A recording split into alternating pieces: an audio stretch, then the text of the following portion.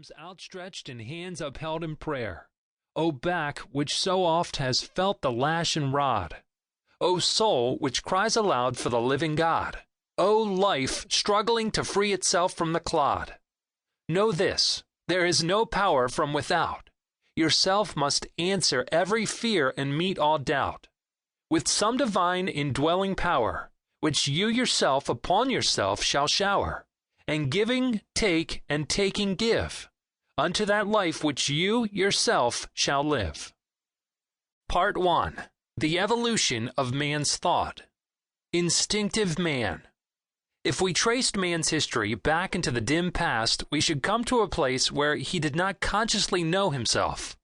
We should come to a place where instinctive man alone existed, for the self-conscious man had not yet evolved. Nothing can be more apparent than that man, as he now appears, is the result of growth and unfoldment. But in order to unfold, he had to have something from which to unfold, and since he is intelligent, he must have unfolded from an intelligent cause. Instinctive man, then, means that inner something or life which we do not see but which is, of course, there. We might say that instinctive life is God in man, or the idea of God working through man. But if instinctive man is an idea of God, why is he not perfect? The answer is that he is perfect, but that as soon as individuality is evolved, he must be left alone to discover himself. Even God could not make a mechanical individuality. If man is created with the attributes of self-choice and free will, he must be let alone to make the great discovery for himself. Nature waits on man's self-recognition. We note that from the day when instinctive life brought man to the point of self-choice, it let him alone. And from that day, instinctive life has waited on man's unfoldment. It is true that during all this time it has carried on the automatic functions of the body, and has even silently told man what to do. But it has let him alone in all other ways.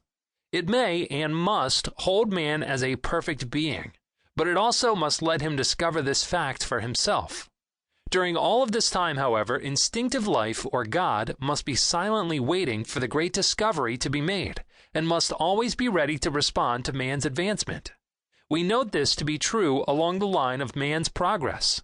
For instance, consider the discovery of any of nature's forces. We know that they must have always existed, but so far as man is concerned, they exist to him only after he has discovered and learned how to make use of them. Electricity was a reality in the universe when Moses led the children of Israel from the land of Egypt. But neither Moses nor any of his followers knew anything about it, and so they did not receive any benefits from its use. This is true of any and all of natural laws. They always exist, and as soon as understood, may be used. In this way, instinctive life waits upon man's discovery of the natural laws and his discovery of himself and his relationship to the great whole. If this is so evidently true of all the forces in the natural world, we must expect to find the same thing to be true of those inner and finer forces within man. The unfoldment of these inner and finer forces through man is what we call his evolution. The first great discovery. The first great discovery that man made was that he could think. This was the day when he rose from the ground and said, "I am."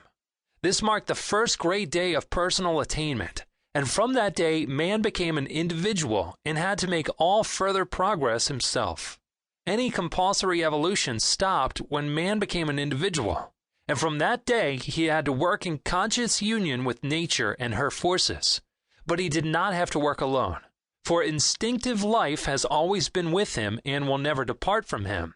Instinctive life desires that man shall express more and yet more of its own limitless possibilities. Man is evolving from an infinite basis.